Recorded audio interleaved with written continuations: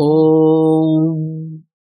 10 Commandments, the Principles of Arya Samaj, Part 26. The 10th Principle, Duty and Liberty, Section A. One should regard one's self under restriction to follow altruistic rulings of society, while in following rules of individual welfare, all should be free. यत् संयमो न वियमा वियमो यन्न संयमः. Social discipline is not individual discipline. Individual discipline is not social. Atharva Veda. Duty, public and private. The last principle is designed to make simple the conflict that may sometimes arise between the personal and social obligations of a man. Occasions there are when private rights have to be jealously guarded, while at the same time there is a demand on our conscience of public interest which seems to require sacrifice not only of personal interest but also of personal liberty. In foregoing his personal inclination, a public spirited member of society may not feel any great hesitation, though a strain too heavy upon even what are simply likes and dislikes of individuals may sometimes prove dangerous. Break not the back of the camel with the burden of even a straw. The problem becomes serious when what seems to be a private duty draws you one way while the voice of the majority has decided otherwise. Which way will you then follow? How far should the majority morally compel our compliance with its decisions, and where should it leave us free to choose our own line of procedure? A question simply of details of conduct, but one concerning the practice of a cardinal value, namely self-abnegation, has been incorporated in the principles because of its daily and even hourly recurrence in our social life and of the very important issues which hang on its solution alone. There could be no corporate existence if the rights of the individual and the combined claim on him of the corporation of which he is a member were not clearly demarcated one from the other. Independence versus license. This distinction is the same as that made in common parlance between the interests of private and public life. The independence allowed by Dayananda in the former is not independence absolute. In every department of life, whether public or private, discipline is the keynote of Dayananda's regime of human conduct. We have to abide by the rules, whether by our own lights or by the lights of the majority of our fellow workers is the problem. And the Rishi's answer is by both. The principle indicates the respective sphere of each of these lights. Independence would be license, if it were to be interpreted as the liberty to shirk discipline, to flout rules.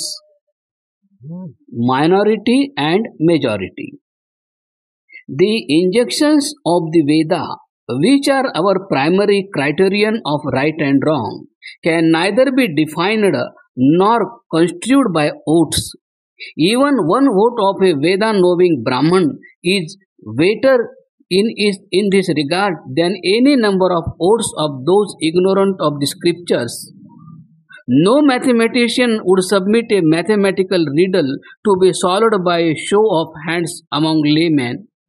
The writings of the wise and the example they have set, our next two tests of truth and untruth, can also be rightly understood and explained with regard to the manner in which they bear on our present problems by those impartially devoted to a study of these. The voice of conscience, our unfailing internal monitor, is, as we have shown elsewhere, our last moral mentor. Its dictates depend upon the training we have had, our nurture during preceding and present lives. Men competent to decide, and they are a few, can alone be set on this delicate job. Let them not be pitted against an illiterate mob whose passions are moved by the sentiment of the moment. Where to follow majority? The voice of majority is to be allowed to prevail only in matters of procedure. It is on this account that Dayananda introduces this phase of social activity last. The superiority which the wise may claim for their sagacious judgment, even in the laying out of details, should display itself in this respect in their ability to persuade those who are intellectually less fitted to judge. That the opinion of the learned is sound will be invariably tested by results. The majority will instinctively obey their leaders if the latter show by actual achievements that they lead their following mostly to success. The privilege to guide has associated inalienably with it to supreme sense of responsibility. Guidance which often fails cannot in future be implicitly relied on.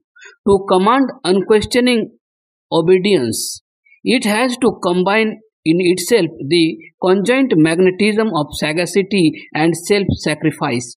What the masses abhor is self-interest in the leaders. Let true Brahmanas come to the fore, and instinctive reverence on the part of the mob will deservedly be their instantaneous meed. Occasions arise, as on the outbreak of a war, when the whole nation entrusts the helm in the hands of a single captain, the wisest, the coolest, the most trustworthy man. Then the rule is unquestioning obedience. The limits of liberty. Whether the leading voice be that of the majority or of an intellectual aristocracy, or even in cases of emergency of a single dictator, the golden rule which should guide the choice of the worker, that is, the man or woman in the rank, is that if the obedience or disobedience of the command affects, in its result, only his person he is free to obey it or say no. In cases, however, where the social welfare is at stake, the individual member must unconditionally submit to the will of all. The commanding authority, too, has always to keep this line of demarcation in view. In the interest of state or society, let the authorities be exacting. In the personal affairs of the subject, their interference, if any, should be simply advisory.